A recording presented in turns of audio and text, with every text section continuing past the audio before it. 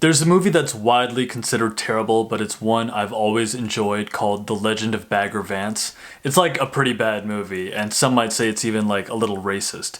But it's the story of Will Smith playing like this magical black man, this caddy, who shows up unannounced to help Matt Damon's character, who's a war veteran, someone who's suffering from PTSD, and he's basically given up on life because of the atrocities that he saw in war. And Matt Damon's character was this amazing golfer before he threw it all away and started binge drinking. Will Smith's character eventually persuades him to get his swing back and start golfing.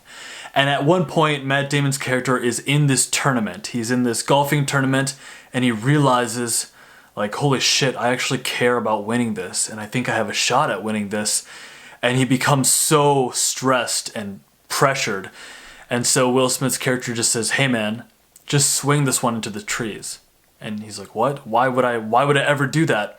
And he says, yeah, just swing one into the trees. That way you will definitely lose the match. And then you can get back to golfing. And you don't have to worry about your rank so much.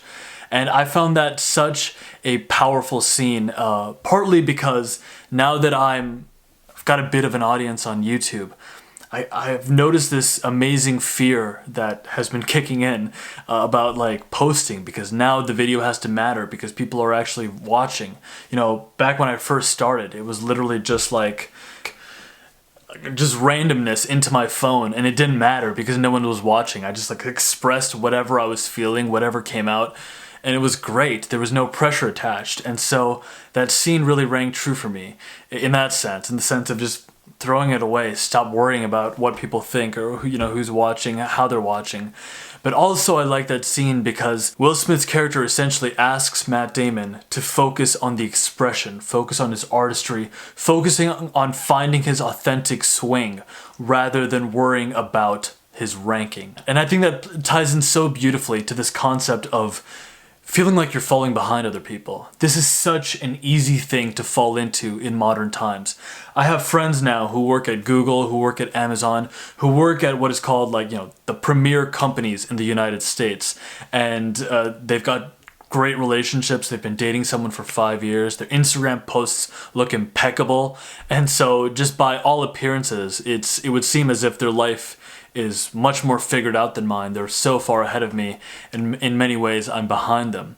But then I'm compelled to stop and think about the fact that there might be people who look at me and think like, oh, he's got it way more figured out than I do. Just the fact that I have a job, like a cubicle job, at a boring company. There is definitely someone out there who can look at that, who's unemployed, and think, like, I wish I had what he had. I wish I had those boring gray cubicles. And yet it's so easy to just look at yourself in comparison to someone else and think, my God, I'm like nowhere. There's like a 21-year-old who's like this movie star actor, and I'm just like struggling to get these short films. And in so many ways in modern society, it's so easy to feel as if you're falling behind. And I think this is, like, in some ways a very natural human tendency. It's a biological condition that we're programmed with. It was by looking at our tribe around us that told us where we stood and how we were doing and how we needed to work on ourselves, back when we were in primitive times. This is like a condition that we were meant to have. But nowadays, if you spend too much time just worrying about where you rank up, when you worry too much about the ranking, it can turn you into a nihilist. My solution for dealing with these feelings that would sometimes crop up was to develop a spiritual sadhana. Sadhana is a word which means, just your daily disciplines, the things that you do every day that keep your internal conditions at a high vibration. For me, this included a roster of habits, including working out every day, waking up early, taking cold showers, meditating twice, doing affirmations, journaling, and most importantly, what I called planting a seed, which is to say finding out my biggest goal, the biggest thing that I'm trying to achieve, and then just stepping out in faith and just trying something, planting a seed in the direction of that goal so that maybe one day it will bloom. I found that when I came up with the daily discipline and I stuck with it, I was filled up internally. I no longer went outwards to seek validation, at least not as much. I found it really useful to just let go of my rank, let go of trying to achieve anything, and rather just focusing on my expression and my own internal sense of progress, and most definitely focusing on my spiritual sadhana. This means that if you're an entrepreneur, then work on the product, work on the service, and just let go. If you're a musician, focus on the process of creating that music, creating that craft. Definitely still learn like the marketing and business side of it and the collaborative nature of it. I mean, one should definitely strive to keep that attempt at being successful at a thing, but let go of the result. One of the most important central tenets of the Hindu texts, the Bhagavad Gita, is this idea of renunciation of the fruits of one's actions. By renouncing the fruits of his actions, the karma yogi attains the transcendental state of peace of mind. But he who works with an intent to enjoy the fruits of his actions, attached thus, becomes entangled in the world.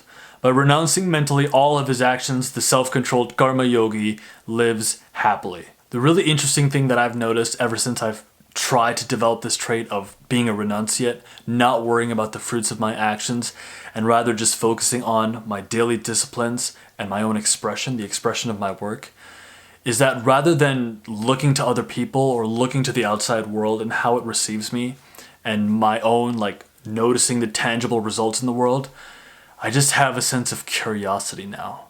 A curiosity about what could potentially unfold. It's so interesting to be full of all this energy, of all this internal life, and to plant those seeds, it makes one think, I wonder what's around the corner. Even if nothing happens, just the fact that I'm living in this way, it makes me feel as if my life will be well lived. But for those of us who are willing to focus on the expression and the progress, rather than our rank, to those of us who are willing to swing into the trees and then get back into the game where we just have our authentic swing, to us I say, greatness is coming. Cheers guys, we'll see you soon.